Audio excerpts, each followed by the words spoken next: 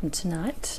My topic tonight is a little bit in line with the post that I did earlier around victim mentality. So most of you, I'm sure, have met somebody, whether it's a colleague or a relative or even your partner, that has that victim mentality. I'll just ask Adrian, can you hear me okay? Or anybody there, let me know that you can hear me. Hey, excellent. So you can hear me, Adrian?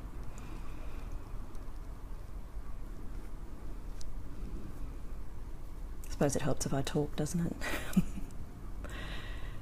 No, I've just got a mic. I just want to make sure that it's coming through so you can hear the sound. If someone can let me know if you can hear me.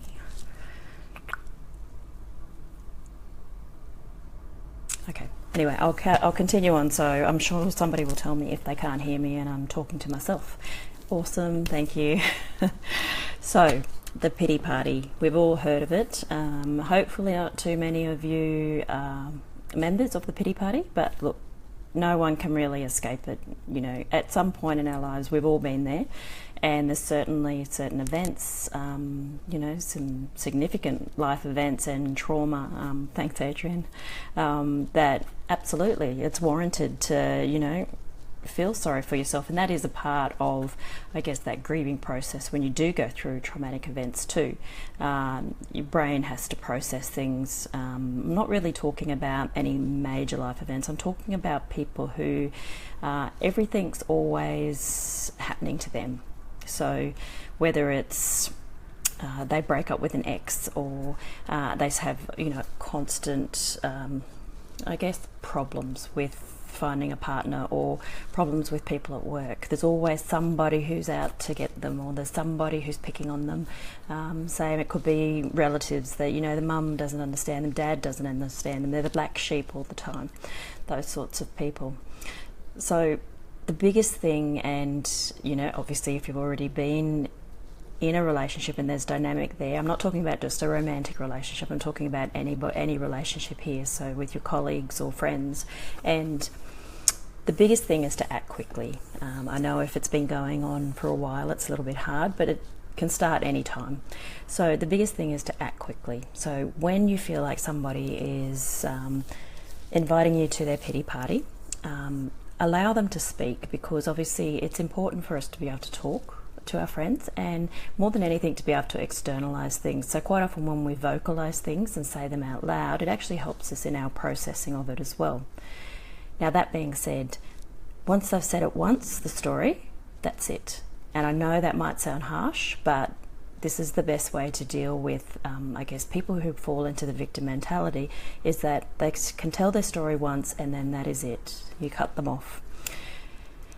The problem is when we are socialized, when we grow up, it's almost like considered something that we need to, we're obliged to allow people to almost shirk their responsibility. It's almost seen as a virtue, that, you know, you walk in and you're the rescuer, because you're listening to this person all the time. And I'm sure you know the sort of people I mean, because they start to drain the energy out of you. You know, you might even get to a point where you start screening their calls. You know, you can actually feel a change in your energy level with them, because, you know, they basically, you know, emotional vampires. They're sucking the life out of you. Now, there are obviously conditions with clinical depression, various mental health disorders. This is a different thing. So I'm not talking about, as I said earlier, I'm not talking about trauma, I'm not talking about clinical depression or other mental health illnesses where obviously, you know, that requires treatment, and that's very different. I'm talking about your average Joe Schmo who's, you know, complaining that, you know, every ex that they've had is just a narcissist, that they, you know, have this similar pattern in all their past relationships, but it's always the other person's fault. They take no responsibility for it whatsoever. I liken it to, if anybody has seen the cartoon Fred Flintstone, if you remember Fred, he had a tendency to blame everybody. He would kick his toe and it would be Dino's fault, the dinosaur, or he'd forget his lunch and it'd be Wilma's fault. So there's always somebody to blame. So he was a perfect example of victim mentality. You know, it could be that, you know, they've lost their job and they think it's a wrongful termination. Look, it may be, but this is a pattern, and they sit there complaining about it and they don't do anything to find a new job. So they like to sit in that powerlessness and shirk all responsibility, but they also want to have all the attention, so they constantly are telling their story regularly, and if you enable it, they're going to keep doing it and keep doing it. So that's why I say you have to be a little bit brutal and allow it once and then cut it off. When I say cut it off, I know it's different for different relationships. So say it's a partner, so it's somebody who you're close to. The main thing is we want to move through it rather than sit in it. So we want to find what the desired state is. So for example, say your partner's lost their job. Understandably, it's a traumatic event to go through, but we want to get to a desired state where we've got another job. So allow them to vent about the circumstances that surrounded it, and allow them to put all their theories out there so that they can process it for themselves. But then if they want to go back to it, you have to be really firm and say, let's focus on moving forward and getting the new job. And it is a matter of just almost being brutal and just saying, no, I'm not going to discuss it anymore. We have spoken about it once. Let's focus on moving forward. If it's a work colleague, it's a lot easier because, of course, you can always say, look, I'm sorry, I've got a deadline, can't talk. Same if it's a relative, you can always say you've got somewhere to be, so you can shoot out the door. So there's always an escape. It's a little bit different when you're living with the person. But I guess one of the main things is don't ignore those red flags. So when they first pop up, so whether it's little things like they just blame everybody for everything that goes wrong, more than anything, it's like the little daily things. They overreact to the daily obstacles that seem to come up. And this is when you need to sit down and speak to them directly, because it affects you. It's going to affect you in quite a negative way. The other thing is don't give handouts, as in like don't give away your value to people who constantly use it in a negative or unproductive way.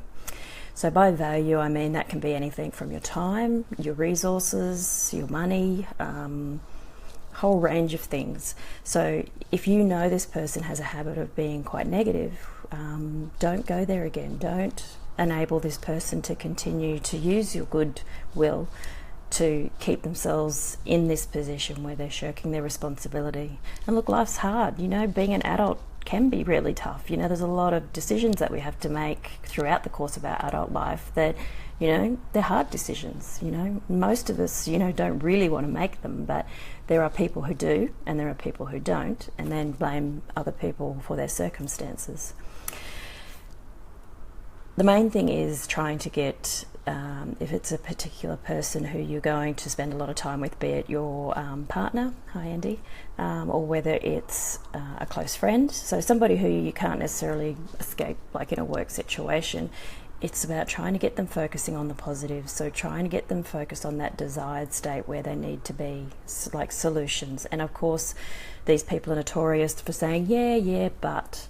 So there's always some other obstacle in the way, and that's why I said in that first instance sometimes you have to be a little bit cruel to be kind and just cut them off. So there are some people who just want to stay there, and it doesn't matter what solutions you come with, then you're just going to end up being frustrated and have all this energy sucked out of you because they're not in a position where they want to actually take responsibility. And the final one is refuse to put up with emotional blackmail. So when you can understand, you say to a friend, a colleague, a partner that, okay, let's move forward, and not focus on, this, it's really bad that it's happened.